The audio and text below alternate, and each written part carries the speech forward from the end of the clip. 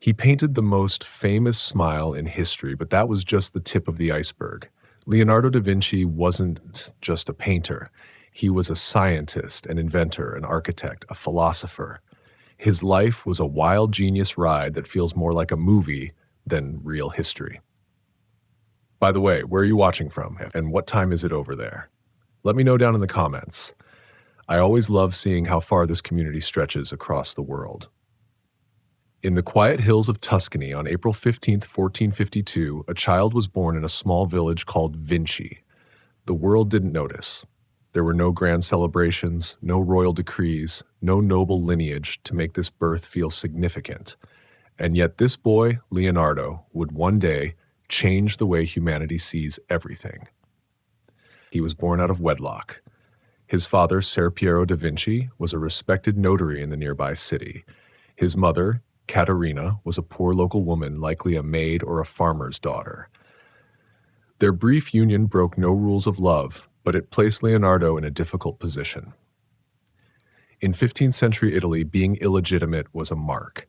It meant you couldn't inherit your father's estate, you couldn't attend the finest schools, you weren't quite inside society, but not entirely outside it either. Leonardo grew up between two worlds. On one side was the educated, refined life of his father's household, papers, contracts, conversations about politics and property. On the other, the earthy, grounded life of the countryside, animals, fields, the smell of wet stone after rain. Maybe it was this duality, this mix of refinement and raw nature, that shaped the way his mind worked. From an early age, Leonardo stood apart. He didn't just see the world, he observed it. A bird's wing wasn't just feathers to him, it was an engineering marvel. The way water rippled over rocks fascinated him more than most children could ever explain. He was quiet, curious, and constantly lost in thought. Not the kind of child you scold, but the kind you quietly worry about, because his head always seemed somewhere far away. Unlike other boys his age, Leonardo didn't train to be a merchant or a lawyer. He didn't memorize religious doctrine to prepare for the priesthood. Instead, he watched ants carry leaves. He drew sketches in the dirt with sticks. He studied how shadows moved on walls. He had no formal schooling beyond basic reading and writing. He never learned Latin properly, the language of science and law at the time. But where others saw this as a limitation, Leonardo turned it into liberation. He learned not from books, but from the world itself. The world never expected anything from Leonardo da Vinci, but he expected everything from the world, and that was the beginning of everything. As Leonardo grew into boyhood, it became clear he didn't interact with the world the way others did. He didn't just look, he watched, not with casual glances, but with intense, deliberate focus. While other children ran through fields chasing games, Leonardo lingered behind, crouching low, studying how a lizard moved across a rock or how the veins of a leaf fanned outward like rivers.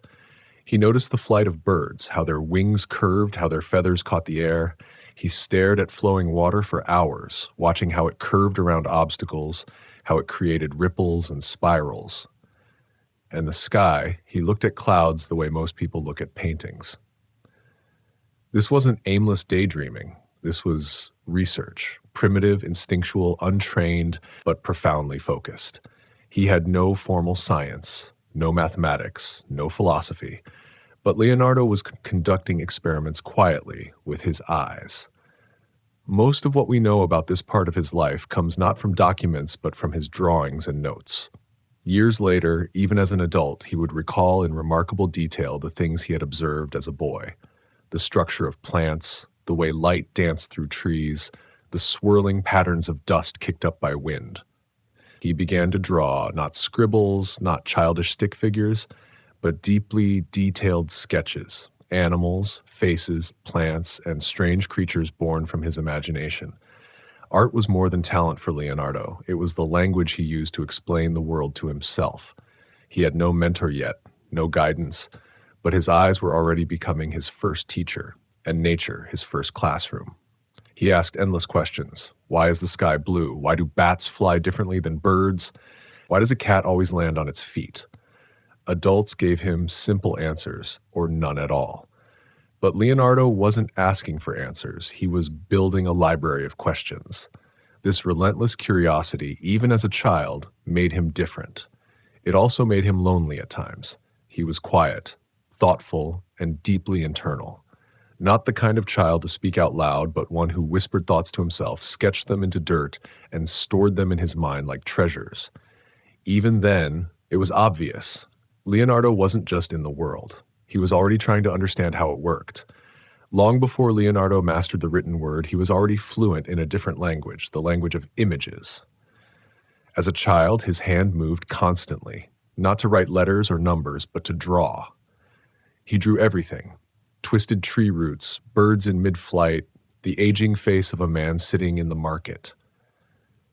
He could observe something for only a moment, and then recreate it with almost unnerving accuracy.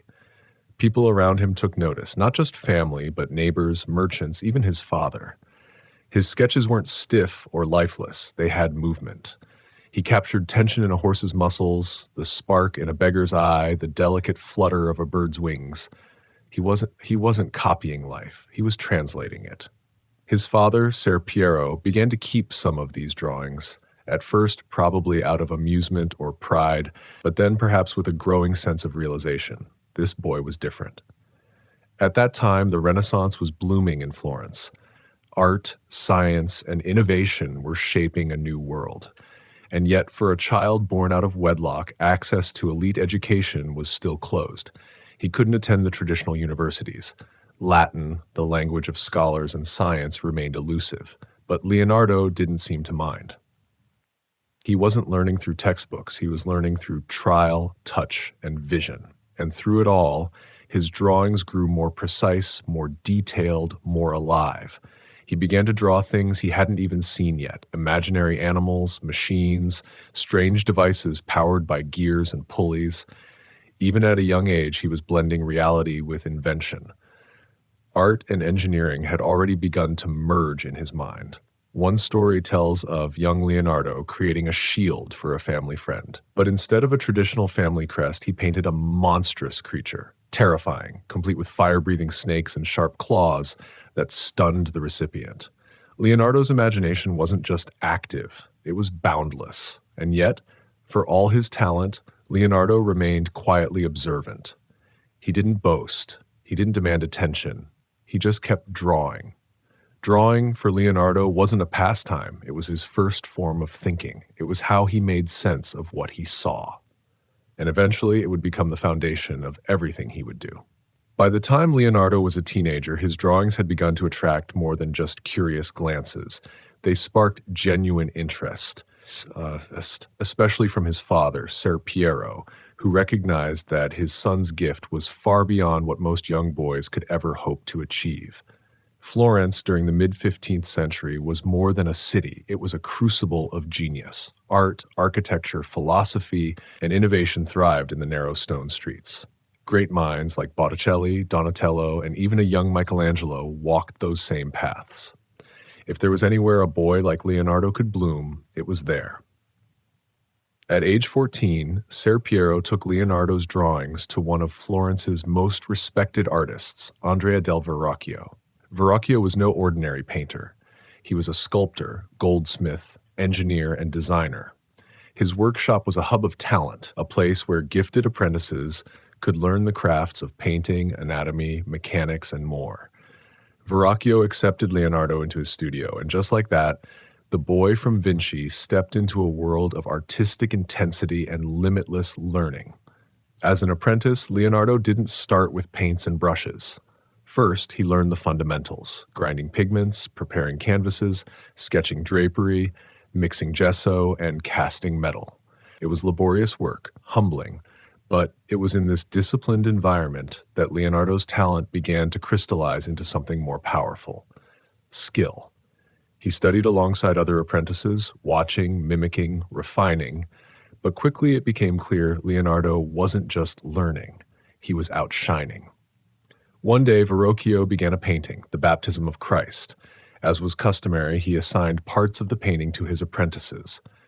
Leonardo was tasked with painting one of the angels. When the painting was complete, legend says Verrocchio was stunned.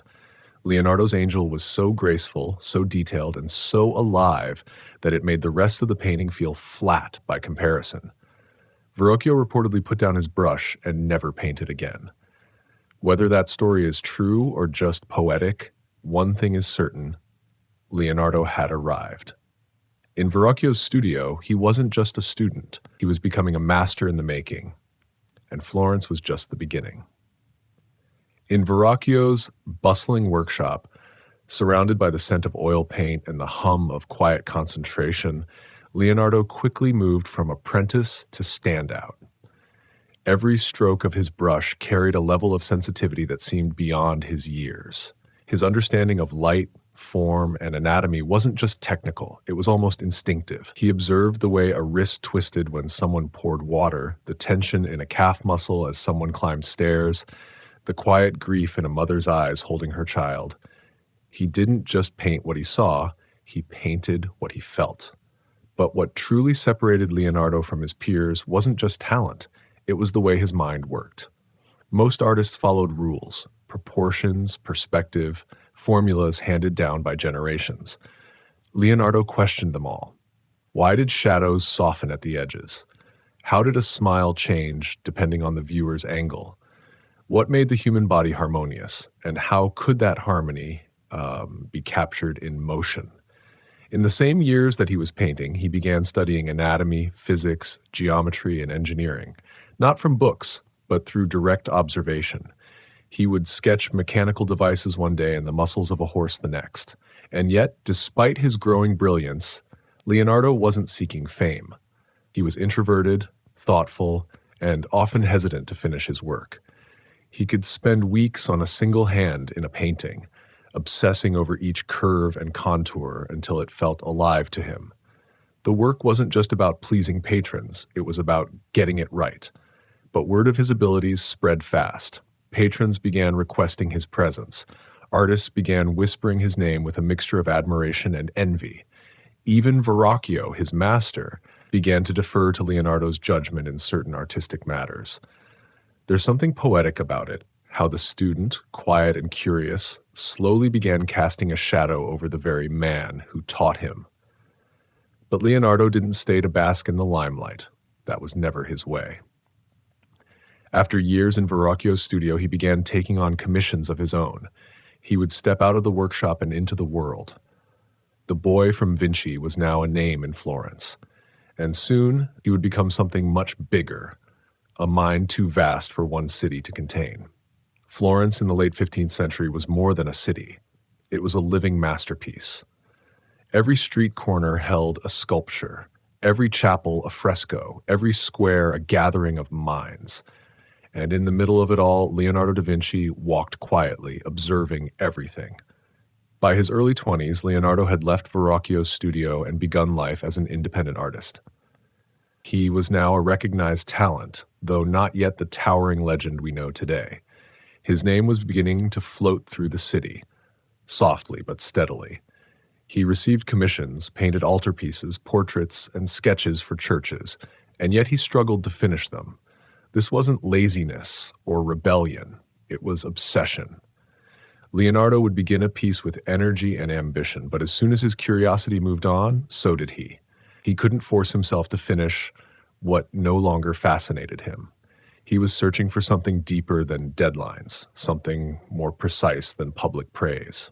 And that need for perfection made him unpredictable in the eyes of patrons. Still, the work he did complete during this time spoke volumes. His use of light and shadow, what artists would later call chiaroscuro, added a level of drama and depth that hadn't been seen before. His figures felt real, breathing, thinking. More than once, people said his paintings seemed more alive than the people they depicted. But Florence wasn't just shaping Leonardo, it was challenging him. The city was full of brilliance. Botticelli, Ghirlandaio, Pollaiuolo, and soon a young Michelangelo would begin rising through the ranks. Competition was fierce, but Leonardo wasn't trying to outshine anyone. He wasn't interested in rivalry. He was interested in truth. And truth, to Leonardo, could not be found in studios alone. So he wandered to the Arno River, where he studied the movement of water, to the hills outside the city where he sketched landscapes with almost meditative focus, to the markets where he watched faces, expressions, gestures, all the subtle things that make us human. He was an artist, a scientist, a philosopher, but above all, he was a student of the world. And as Florence watched him rise, Leonardo was already looking towards something beyond paint and canvas. He was beginning to dream in inventions, and what came next would take him far from home. By the late 1470s, Leonardo had gained a solid reputation in Florence, but something in him felt unsettled. He had talent, he had recognition, he had work. But Florence, for all its beauty, had become too familiar, too political, too tied to tradition. Leonardo's mind needed more space, more freedom. He wasn't content to paint what others told him. He wanted to build, to explore, to invent. So in his early 30s, Leonardo made a bold decision. He left Florence and traveled north to Milan, a city ruled by the ambitious and flamboyant Duke Ludovico Sforza. But Leonardo didn't arrive in Milan as a painter. He came with something else entirely. He brought the Duke a letter, an application of sorts, where he barely mentioned his painting skills at all. Instead, he described himself as a military engineer. He promised to design bridges, cannons, armored vehicles, water systems, and siege engines. He laid out how he could help fortify cities, divert rivers, and sculpt grand monuments to the Duke's glory. Only at the end of the letter, almost as a footnote, did he mention that he could also paint. This wasn't false humility. It was strategy. Leonardo understood Milan, a city of power and politics, a city that valued machines over masterpieces. If he wanted a place at the Duke's court, he had to speak the language of utility. And it worked. The Duke accepted him. Leonardo was now more than an artist. He was an official court thinker. He was given freedom, tools, and a new playground for his mind. Here in Milan, he would design weapons of war, though it's unclear if he ever intended them to be used. Many scholars believe his war machines were too complex, too idealistic. Some think he proposed them as a way to gain favor, while quietly hoping they'd never leave the page. But Leonardo's arrival in Milan marked a turning point. He wasn't just painting faces anymore. He was sketching gears, pulleys, flying devices, and fortified cities. His notebooks, once full of gentle studies of nature, were now bursting with mechanical dreams. Florence had made him an artist, but Milan would push him to become something even greater. Not just a painter of the world, but a reinventor of it. Milan, under the rule of Ludovico Sforza, was a city of ambition. It was powerful, strategic, and always preparing for war. Leonardo da Vinci, now in his 30s, had positioned himself not as an artist, but as a military engineer, a builder of machines, a solver of problems, and he took that role seriously.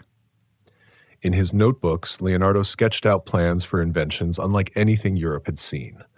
Giant crossbows large enough to bring down city walls, armored vehicles that could roll into battle, spitting fire from rotating cannons, bridges that could be built and dismantled in minutes for quick-moving troops, spiked chariots, diving suits, multi-barreled guns, water pumps, cranes, and fortifications. Some of his designs were practical, others impossibly complex. But that wasn't the point. Leonardo wasn't just building tools for war, he was building the future. Many of his machines would never be constructed in his lifetime. Some weren't even physically possible with the materials of the 15th century. But the ideas, they were breathtaking, centuries ahead of their time. Still, behind the designs was a curious contradiction. Leonardo hated violence. He wrote about the horrors of war, the cruelty of man, and the destruction it left behind. His notes speak of peace, of harmony, of nature's balance. So why design weapons? Some believe he did it to survive, to secure patronage in a world obsessed with power. Others think he used the opportunity to explore physics, force, and motion under the guise of engineering. Perhaps he believed that understanding destruction was necessary to preserve life. And yet, even while sketching war machines by day, Leonardo's notebooks remained filled with human anatomy, botanical studies, and geometric puzzles. His mind was never in just one place.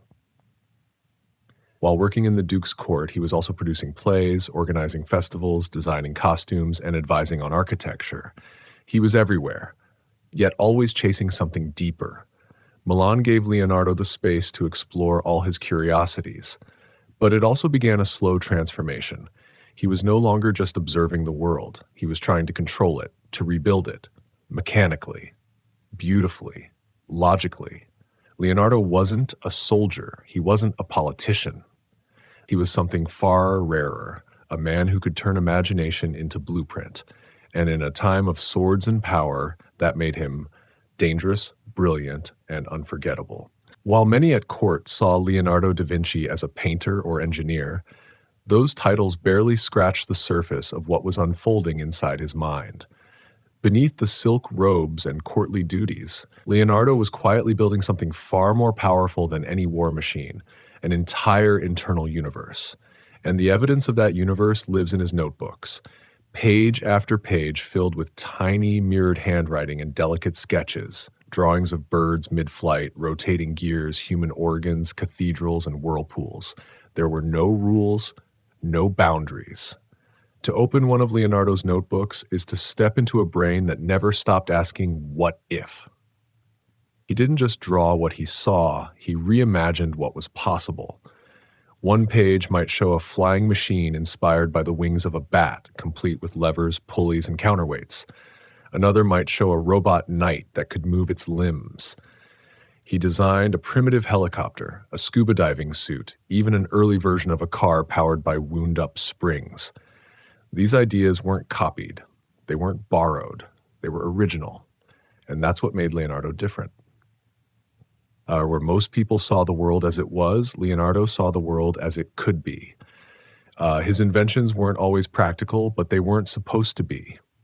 They were expressions of pure imagination, grounded in deep observation. And while many of his devices were never built in his lifetime, modern engineers who've reconstructed them say one thing consistently: they work. But here's the twist. Leonardo never published these notebooks. He didn't seek credit. He didn't push his inventions into the hands of kings or merchants. Instead, he hoarded his thoughts like treasure, locking them inside pages only he could read. Why? Some say he feared his ideas would be misused, especially the machines of war. Others believe he was simply a perfectionist, unwilling to share something he hadn't fully understood himself. But maybe he just didn't care about legacy. He wasn't building for applause. He was building because he had to. These notebooks, over 7,000 pages in total, would remain scattered, hidden, and forgotten for centuries. But inside them, he had already mapped out a future the world wasn't ready for. Leonardo da Vinci didn't just invent machines. He invented possibility. In the heart of Milan, tucked inside the quiet refectory of the convent of Santa Maria delle Grazie, Leonardo da Vinci began what would become one of the most iconic and studied paintings in all of human history, The Last Supper. Commissioned by Duke Ludovico Sforza, the mural was to be the centerpiece of the dining hall where Dominican monks took their meals. But for Leonardo, this was not just a religious scene.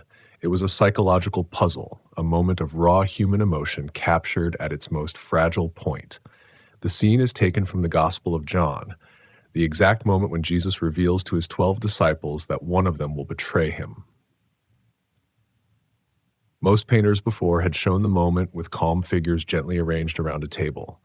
But Leonardo did something different. He gave each apostle a unique reaction: shock, confusion, grief, guilt. You can almost hear the murmurs, the clatter of dishes, the weight of that one sentence sinking into the room. Jesus, calm and centered, forms the still point of the composition, his figure creating a triangle, the classic symbol of balance and divinity. Meanwhile, the disciples erupt around him in waves of movement, hands gesturing, faces twisted with disbelief. And then there's Judas, not separated or hidden as other painters had done. Leonardo placed him in the same row as the others, but partially shadowed, recoiling, his hand inches from a small bag of silver.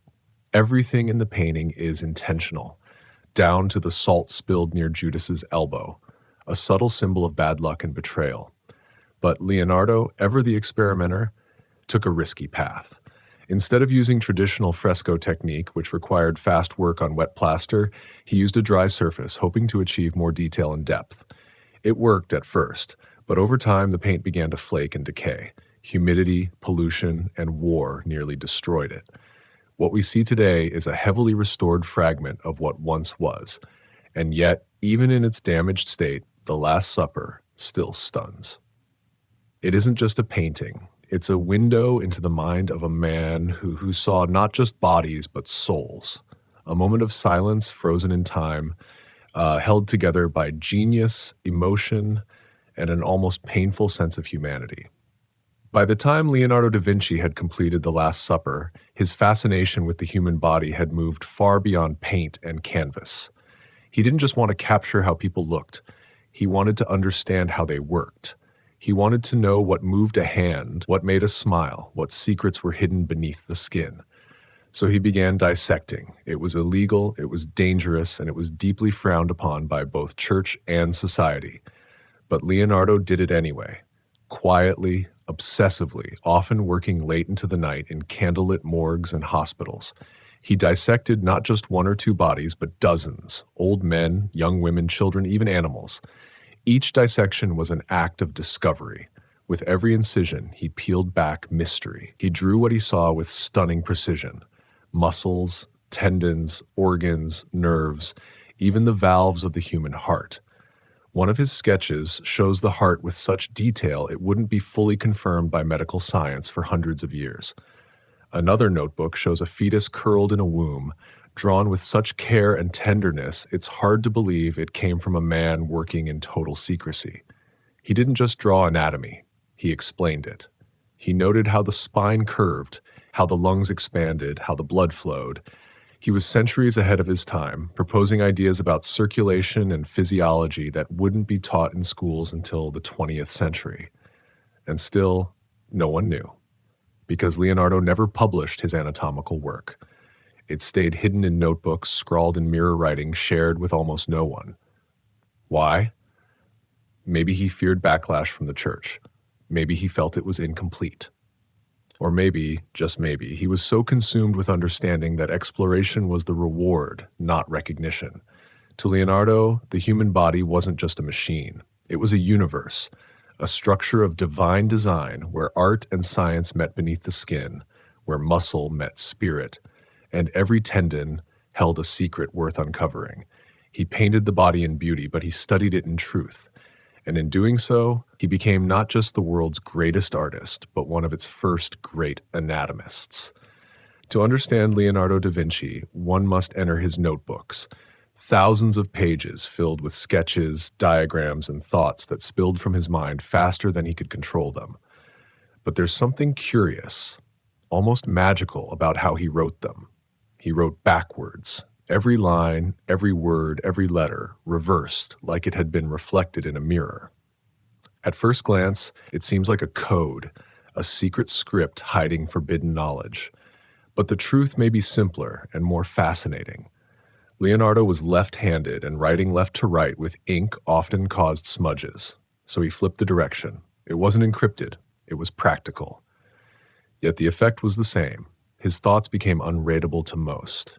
His journals weren't meant for the world, they were meant for him. And what a world they contained. One page might hold an elegant drawing of a flower's symmetry. The next, a breakdown of human facial muscles, followed by a list of water flow experiments.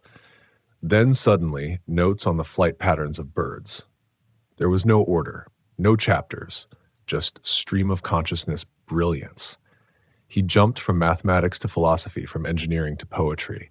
He would write questions to himself in the margins. Why is the sky blue? What causes yawning? Where does the soul reside in the body? He asked, and he sketched, not because anyone demanded it, but because he had to know. His notebooks weren't just records. They were mirrors of the mind, reflecting the vast, tangled, beautiful chaos of his thoughts. He recorded observations from nature, how light bends through water, how a cat lands on its feet, how clouds gather before a storm. He wrote lists of things he wanted to learn.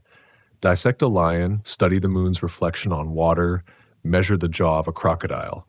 It wasn't ambition, it was hunger, pure, endless curiosity. And yet, for all their genius, these notebooks remained private. Leonardo didn't publish them. He didn't seek applause. They sat in drawers and leather cases, scattered and forgotten after his death. Centuries later, they'd be rediscovered, stunning the world. Because in those mirrored pages was proof that one man, 500 years ago, could think like the future. He wasn't writing for fame. He was writing to understand the universe and himself. If there was one mystery Leonardo da Vinci could never let go of, it was flight. To him, it wasn't just a question of mechanics. It was a symbol of ultimate freedom. He watched birds for hours, sometimes days, hawks gliding, swallows darting through air. He even bought birds at the market just to release them, observing how they launched themselves back into the sky. What made them fly? What secret did nature give them that man had not yet discovered?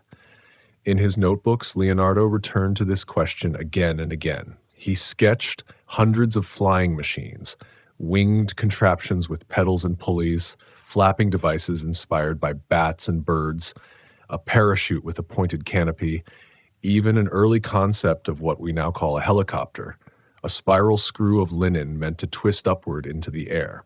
Some of these ideas were elegant, others were impractical, but all of them had one thing in common: they came from observation. Leonardo studied how air flowed over wings, how birds shifted weight, how feathers moved with the wind. He believed flight wasn't magic. It was physics, understandable, replicable, achievable. And yet in his lifetime, none of his machines ever flew. Why? Partly the materials of the time couldn't support the weight or precision needed. But there was something else. Leonardo was a perfectionist. He often stopped building because the design in his mind was better than the one his hands could produce. Still, he didn't give up the dream. Even when distracted by commissions, court life, or anatomical studies, he always returned to flight. And perhaps deep down, he understood that the attempt mattered more than the result, to seek what others thought impossible, to dream beyond the constraints of his age, to believe, truly believe, that man could soar. Centuries later, many of Leonardo's flying concepts would inspire real engineers. His parachute was successfully tested in modern times. His wing studies influenced the field of aerodynamics. His vision lived on. He never left the ground, but he gave the world wings. And in doing so, Leonardo da Vinci proved something timeless: that imagination, rooted in observation, can outfly even the heaviest of limitations. Around the year 1503, back in Florence after years in Milan, Leonardo da Vinci began a portrait that would become the most famous painting in the world. It was small, simple at first glance, just a woman seated calmly, hands folded, her gaze meeting yours. But there was something else, a curve of the lips, a softness in the eyes, a smile so subtle, so elusive that it would go on to fascinate the world for centuries. Her name was Lisa Gherardini, the wife of a wealthy Florentine merchant, but we know her as the Mona Lisa. Leonardo approached this portrait differently. He didn't just want to capture her appearance. He wanted to capture her essence. He worked slowly, layering thin glazes of oil paint to build depth and texture. He used a revolutionary technique called sfumato, where edges and colors gently blur into one another, just as they do in nature. There are no harsh lines, no outlines. Only transitions, like a dream softly unfolding. And then there's the background, a surreal, misty landscape with winding rivers, distant mountains, and a sky that seems to exist outside of time. But the heart of the painting is her face. Her smile is both present and absent, warm and distant. It seems to change as you move, almost alive. Some say she's smiling at a secret. Others think she's smiling at you. Leonardo never delivered the painting to its commissioner. He carried it with him for the rest of his life, tweaking, adjusting, studying. He worked on it for years, far longer than any standard portrait required. Why? Maybe it became something more than a commission.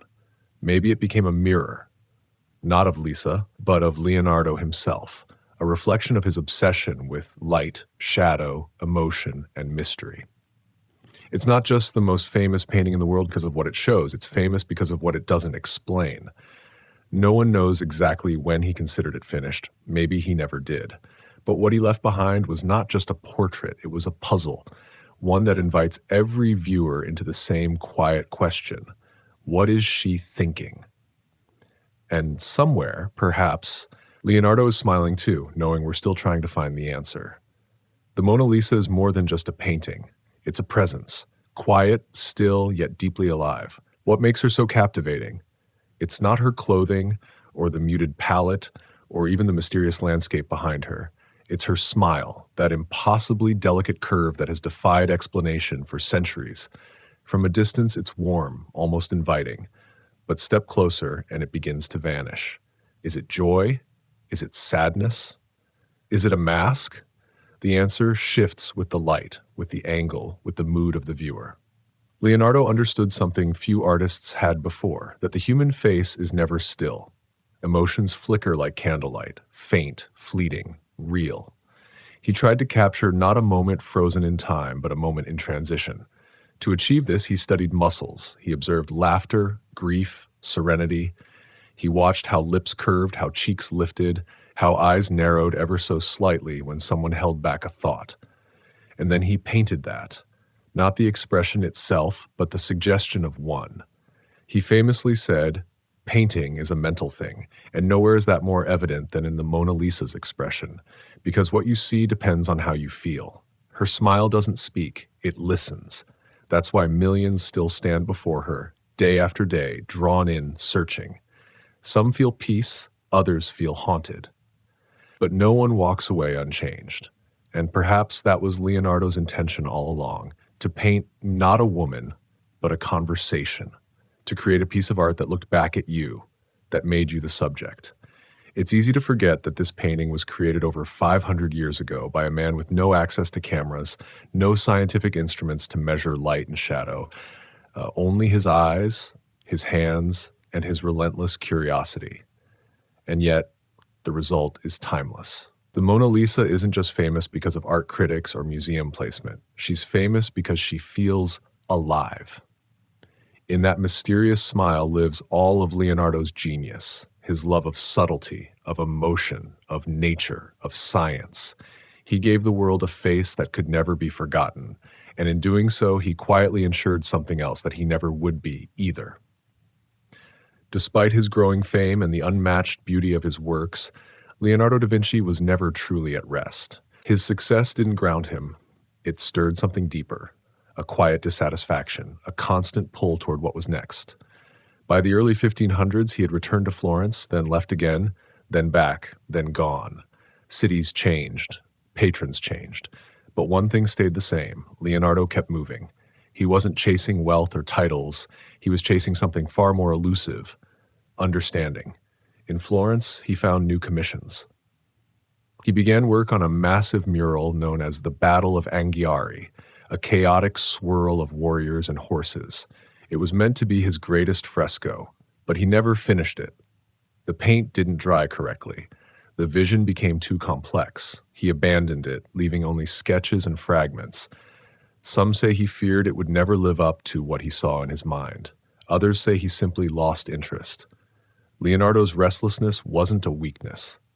It was a side effect of genius without a finish line. When something was understood, it no longer fascinated him. He moved on, not out of boredom, but because his curiosity was like a flame that constantly needed new fuel. He studied engineering for canals and urban planning. He dissected more bodies in search of answers about the soul. He sketched flying machines one day and the geometry of leaves the next. To many around him, he seemed unpredictable, unreliable even. But to Leonardo, everything was connected: art, science, anatomy, nature, mechanics. He wasn't jumping from topic to topic. He was weaving a single invisible thread through them all. Still, his wanderings made it hard to maintain steady patronage. He left Florence again, traveling to Rome, where the great artists of the age, Michelangelo and Raphael, were already thriving under papal commissions. But Rome would not offer Leonardo the same warmth. He was older now, slower, more contemplative. The world around him was shifting toward younger, more dramatic talents. But Leonardo didn't compete. He observed, he reflected. He wasn't done exploring, because even as the world celebrated his past, Leonardo was already dreaming of the next great mystery. He wasn't just a master of movement on canvas, he was a man forever in motion. In 1513, Leonardo da Vinci arrived in Rome, the heart of the Renaissance and the center of a changing world. Here, power flowed not just from kings, but from the Pope. Religion shaped politics, art, science, and ambition. And in this city of grandeur and belief, Leonardo found himself surrounded by giants. Michelangelo, brooding and intense, was sculpting the Last Judgment. Raphael, young and adored, was painting the Vatican rooms with divine brilliance. Their names were rising stars, their works dramatic and immediate. In contrast, Leonardo, now in his 60s, seemed like a relic from a gentler age. He had no grand commissions in Rome, no papal projects. He was given a workshop and a stipend, but not the spotlight. The church admired beauty, but it feared questions, and Leonardo had many of them. He was fascinated by the mechanics of nature, the way water moved, how light bent, how the body functioned, but the church still viewed certain studies, like human dissection or theories about the Earth's age, with suspicion. So he worked quietly. He continued his studies of anatomy. He designed irrigation systems, sketched ideas for cathedrals and machines, but increasingly he felt isolated, not out of place, but out of time. Rome was beginning to embrace boldness, muscles, drama, power. Leonardo's subtlety, his patience, his endless curiosity, it didn't fit the era's appetite for spectacle, and perhaps something deeper troubled him. He had always believed that truth could be found in observation, that nature, not dogma, revealed the secrets of existence. But in Rome, those ideas could only be whispered. He didn't reject religion, but he didn't blindly follow it either.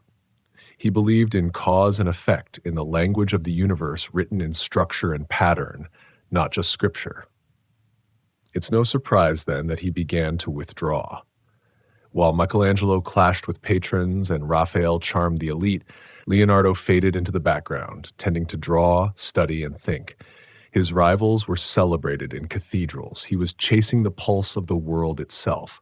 Leonardo didn't need to win the approval of popes because he had already built a cathedral of his own, one made of thought, wonder, and impossible questions. And unlike stone, that kind of cathedral could never crumble. As the years passed, Leonardo da Vinci grew quieter. Not in mind. His thoughts were as vibrant as ever, but in presence. He no longer sought crowds or applause. He preferred long walks, still mornings, and the company of just a few trusted souls.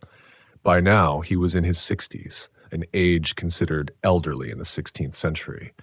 His hair had turned white. His hands, once so steady, had begun to tremble, but his eyes still watched the world with the same hunger they had held as a boy in Vinci. He lived a private life and a mysterious one. Leonardo never married. He had no known children. His relationships were quiet, complex, and often left out of the history books. He kept a small circle, most notably Francesco Melzi, a young nobleman who became his assistant, companion, and closest friend. Melzi wasn't just a helper. He was Leonardo's shadow, organizing his papers, preserving his drawings, absorbing his ideas. It was to Melzi that Leonardo entrusted his manuscripts, his secrets, his life's work. Another frequent companion was Salei, a former pupil with a reputation for mischief. Their relationship was long, sometimes turbulent, and deeply debated by historians. But whatever the truth, it was clear Leonardo did not live entirely alone. He chose his solitude carefully, but he was never fully isolated. Still, people wondered about him. There were whispers about his sexuality, his secrecy, his refusal to conform. He dressed simply yet elegantly. He was kind yet distant. He avoided gossip, politics, and fame. He lived not to impress, but to understand. And while others aged into comfort or status, Leonardo aged into introspection. His notebooks by this point were overflowing, filled with anatomy, astronomy, machines, reflections on nature, even riddles and jokes. He left behind drawings of water eddies beside philosophical notes about the soul. His curiosity had no borders. What's most astonishing is this. Even in his final years, he was still learning, still experimenting, still sketching. The man who had once captured the smile of a Florentine woman was now looking inward, searching for truths not just about the body, but about existence itself. Leonardo da Vinci's life may have seemed quiet in these final chapters, but inside his mind, the storm never stopped. By 1516, Leonardo da Vinci's time in Italy was drawing to a quiet close. He was older now, his fame was undeniable, but his body had begun to betray him. His right hand, likely paralyzed from a stroke, could no longer paint with the grace it once had. The man who once captured the finest details of smiles and shadows now struggled to hold a brush. And yet, the world still wanted him. That same year, a powerful admirer extended an invitation that would shape Leonardo's final years. King Francis I of France, young, intellectual, and endlessly curious, Francis saw in Leonardo not just an artist, but a treasure, a living embodiment of Renaissance brilliance. He offered him a generous pension, a beautiful home near the royal chateau in Amboise, and complete freedom to pursue his work, free from deadlines or expectations. Leonardo accepted. He crossed the Alps on a mule, accompanied by his trusted assistants, Melzi and likely Salai too, carrying with him his notebooks, his sketches, and a few unfinished paintings, including the Mona Lisa. He settled into Clos-Lucé, a charming manor just steps away from the king's residence. The two men would meet often, walking the gardens, talking about art, science, architecture, and philosophy. Francis called Leonardo the greatest man who ever lived. It wasn't a palace Leonardo needed. It was peace, and in France he finally found it. He continued sketching designs for architecture, hydraulic systems, and even grand palaces that blended geometry and nature. Though his health declined, his mind remained sharp, always returning to the same questions: movement, form, balance, the divine laws behind all things. There were no grand commissions now, no more court politics, just time to reflect, time to teach, time to breathe. And though he was far from his birthplace, far from Florence and Milan, Leonardo was content. He had nothing left to prove. In France, he was not just tolerated, he was cherished. It's poetic in a way. A man born out of wedlock, denied formal education, questioned and underestimated, would spend his final days as a guest of kings. Leonardo da Vinci had once painted smiles, now at last he had found his own. In the final years of his life, nestled within the peaceful walls of Clos-Lucé, Leonardo da Vinci continued to do what he had always done: observe, question, and wonder. Though his right hand had weakened, his left still guided the pen. Slowly, carefully, he continued to fill the margins of his notebooks. They came less frequently now and with more restraint, but they were no less profound. He wrote about water, its power to carve mountains, its dance with light, its symbolism as the lifeblood of all things. He wrote about geometry, exploring spirals, fractals, and the golden ratio hidden in seashells and flowers. He reflected on death too, not with fear, but with curiosity. One note reads, "Just as a well-spent day brings happy sleep, so a well-employed life brings a happy death." It wasn't poetry, it was peace. Leonardo had lived his life in service of knowledge, not for glory, not for wealth, but for the joy of understanding. He still sketched, slowly and methodically, his ideas for architectural marvels, city plans, machines of movement and motion, all carefully mapped out as if he knew the world might someday catch up to his mind. But now, more than ever, Leonardo turned to teaching. He passed on his thoughts to Francesco Melzi, his faithful student and companion, making sure the notebooks would survive. He knew his time was limited. He felt it. And yet there was no panic, no unfinished race. He had spent decades chasing answers, only to realize the real beauty was in the pursuit itself. Each final page of his notebooks feels like a whisper, a final breath from a mind that never stopped reaching. Even in silence, Leonardo was still listening. To the universe, to the way wind shaped trees, to how light touched stone, to how thought could live on in ink and image. There were no crowds now, no commissions, no applause. Just a quiet room filled with drawings, questions, and sunlight drifting across ancient paper. And as he wrote his last lines, Leonardo wasn't focused on legacy. He was still doing what he had done since childhood. He was paying attention.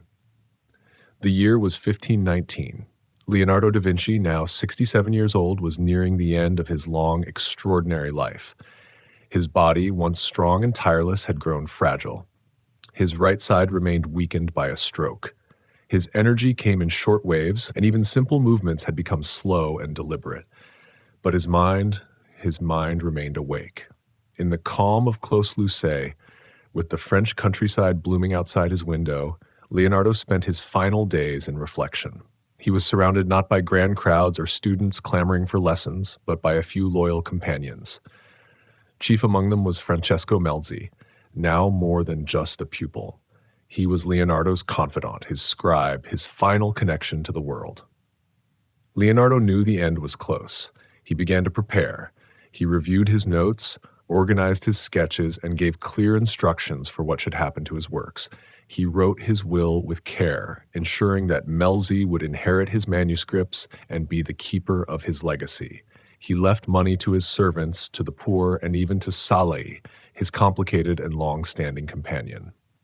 There is a legend, unconfirmed but often told, that King Francis I, Leonardo's admirer and patron, came to visit him on his deathbed. Some say the king cradled Leonardo's head in his arms as he passed, calling him a man who would never be replaced. Whether it happened or not doesn't matter. What matters is this. Leonardo da Vinci died on May 2nd, 1519, in a small room far from his birthplace. He had no children, no heirs, but he left behind something far more enduring, an entire universe of ideas. He was buried in the chapel of Saint-Hubert, not far from the Château d'Amboise. His grave is quiet, modest, almost hidden, but his mind, his questions, his visions, his hunger to understand, those never went into the ground.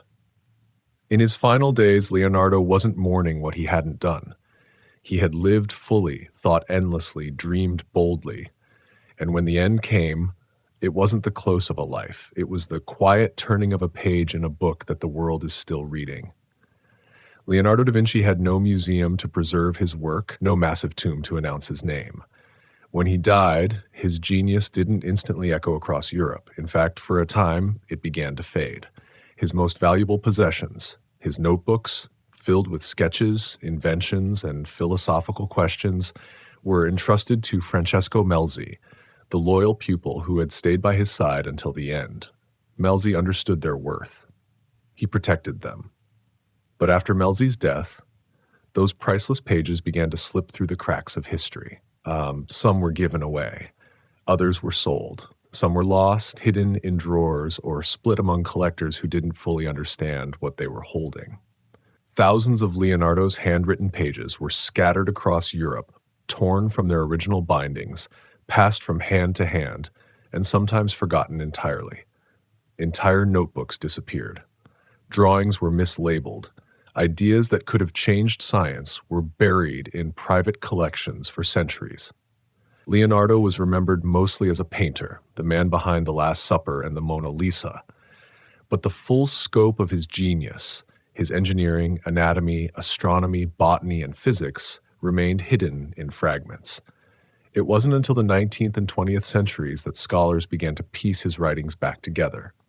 Page by page, image by image, they began to see the real Leonardo, not just the artist, but the visionary, the scientist, the dreamer. The rediscovery of his notebooks stunned the world. Here was a man sketching helicopters 400 years before flight. Here was a man dissecting the human body with modern medical precision. Here was a man who saw the patterns of nature with the eyes of a poet and the mind of a mathematician. And suddenly, Leonardo wasn't just part of history. He was ahead of it. Today, many of his manuscripts are preserved in museums and private libraries, still studied, still admired. But even now, experts believe there are pages missing, ideas lost, secrets yet to be uncovered. It's a strange irony. Leonardo da Vinci, the man who wanted to understand everything, had his own legacy nearly lost to time. And yet, like his paintings, like his smile, like his questions, it returned. Quietly, powerfully, and just in time. Leonardo da Vinci lived in the 15th and early 16th centuries, an age of candlelight, parchment, and superstition. Yet his mind operated like it belonged centuries in the future. He envisioned machines that couldn't be built with the materials of his time. He described systems the world didn't yet have the language to explain. He thought in blueprints while others were still thinking in myths. And because of that, much of his brilliance went unnoticed for generations. In his notebooks, Leonardo designed flying machines with flapping wings modeled after birds. He created detailed plans for a mechanical knight that could sit, wave, and move its jaw, a robot in an age of swords. He outlined the principles of hydraulics, optics, geology, and even solar energy, hundreds of years before those became formal fields of study. He theorized about the circulation of blood long before William Harvey discovered it. He drew the heart with such anatomical accuracy that it shocked modern surgeons when they finally saw his sketches. He described the concept of contact lenses. He wrote about the reflection of light using words that today sound eerily like modern physics. But perhaps most astonishing of all, he never published these ideas. He never presented them at universities or courted scholars with them. Why? Maybe because the world wasn't ready, or maybe deep down, he knew it. Leonardo wasn't interested in showing off what he knew. He was interested in the knowing itself, and so many of his greatest ideas slept inside forgotten notebooks for centuries, like seeds waiting for the right soil.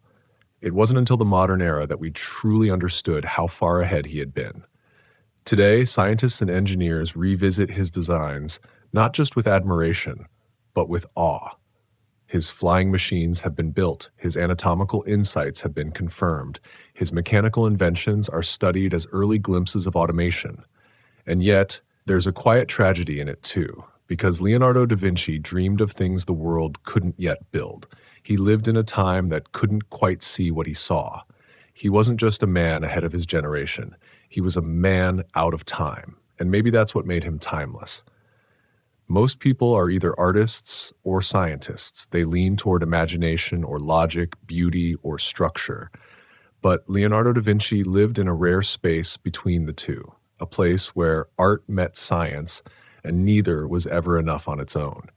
To Leonardo, a painting wasn't simply an image. It was an equation of light and perspective, anatomy and emotion. And science? Science wasn't cold or sterile. It was alive. It pulsed with the same beauty he saw in flowing hair or drifting clouds. When he studied the human body, he wasn't trying to prove a theory. He was trying to understand how nature drew. He dissected muscles to learn how arms moved in dance. He studied the curve of lips so he could paint a more believable smile. In his mind, the rules of geometry lived in the petals of flowers. The golden ratio, which governs so many of his compositions, also shaped pine cones and spiral galaxies. To Leonardo, the universe wasn't divided into disciplines. It was a masterpiece, and he was simply trying to copy it as faithfully as possible.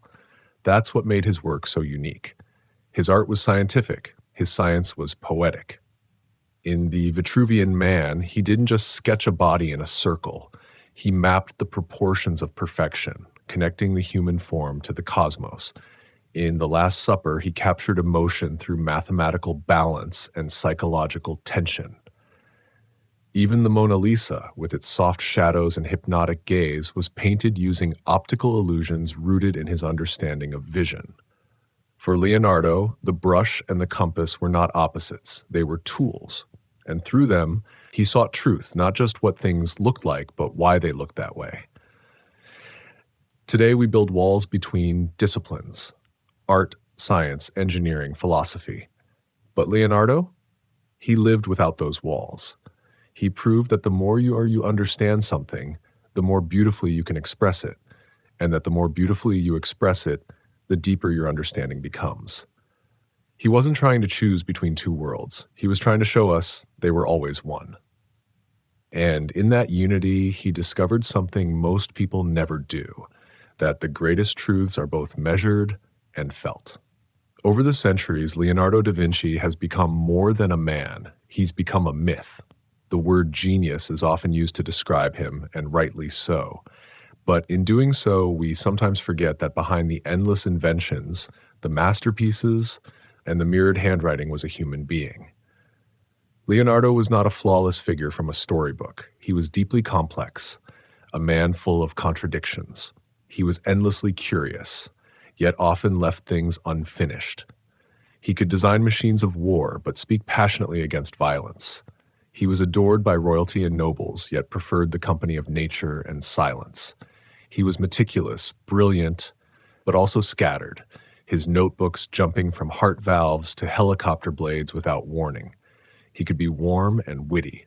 He could also be private, withdrawn, even melancholic. Despite being surrounded by courts, commissions, and admirers, Leonardo's life was marked by a certain loneliness. Not the loneliness of isolation, but the kind that comes from seeing the world differently and having no one who sees it quite like you do. He struggled with deadlines. He lost commissions. He disappointed patrons. He sometimes doubted himself. He didn't finish most of what he started. And yet, the things he did complete changed the course of human history. Leonardo da Vinci reminds us that greatness is messy, that brilliance doesn't always arrive in straight lines or tidy boxes. It drips out in sketches. It flickers between ideas. It wrestles with insecurity. The modern world celebrates output. Leonardo valued observation. Today, we praise multitasking. He mastered deep focus, spending hours watching birds or tracking the ripple of water in a stream. In a world that asked for answers, Leonardo never stopped asking questions, and maybe that's the truth behind the myth. He wasn't trying to be remembered, he was trying to understand. And because he followed that path with honesty, curiosity, and patience, he ended up becoming someone the world would never forget. He wasn't a saint. He wasn't a god. He was something far more inspiring, a flawed, fascinating human being who never stopped trying to see the world more clearly. More than 500 years have passed since Leonardo da Vinci took his final breath, and yet his influence feels anything but distant. His paintings still draw millions, his notebooks are still being studied, his questions still challenge us, and his legacy? It stretches across every corner of modern thought: art, science, engineering, medicine, philosophy, even space exploration. Few figures in history have left behind a legacy so universal, so enduring, that they feel alive in every era. And yet Leonardo never built an empire. He led no armies. He didn't publish great volumes of theory or hold a powerful title. What he left behind was not wealth, but wonder. He showed us that it's possible to live a life not driven by fame or productivity, but by curiosity.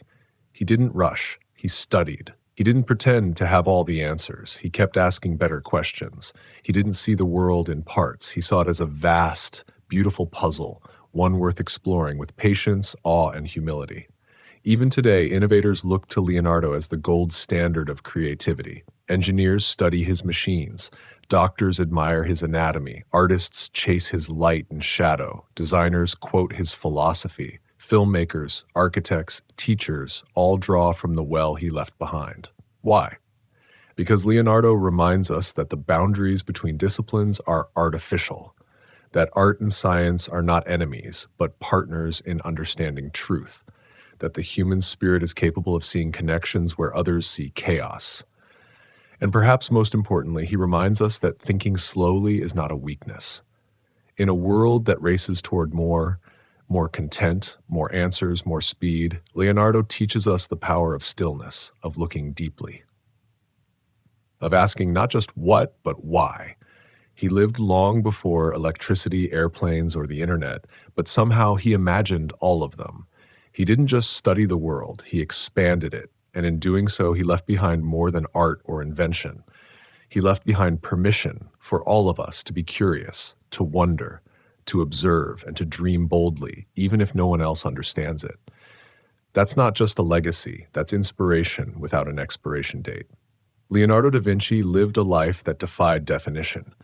He was not just one thing, he was many: an artist, a scientist, an inventor, a philosopher, a dreamer. But more than anything else, Leonardo was a seeker. He sought the truth behind a smile, the motion behind a bird's wing, the pattern behind a leaf, the soul behind the human form. He didn't chase greatness, he chased understanding, and in doing so, he created greatness without ever needing to name it.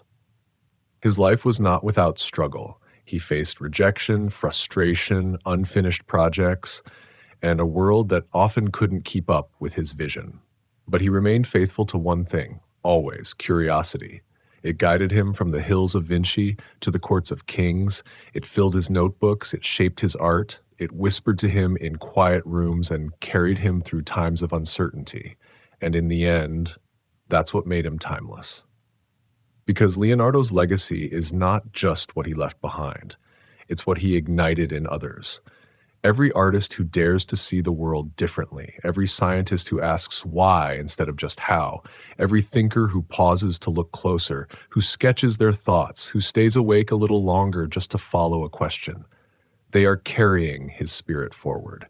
Even now, in a world of satellites and algorithms, Leonardo feels close. He lives in the curiosity of a child staring at the stars, in the hand of a designer shaping something beautiful and functional, in the quiet breath of someone watching a sunrise and wondering what makes the light bend that way.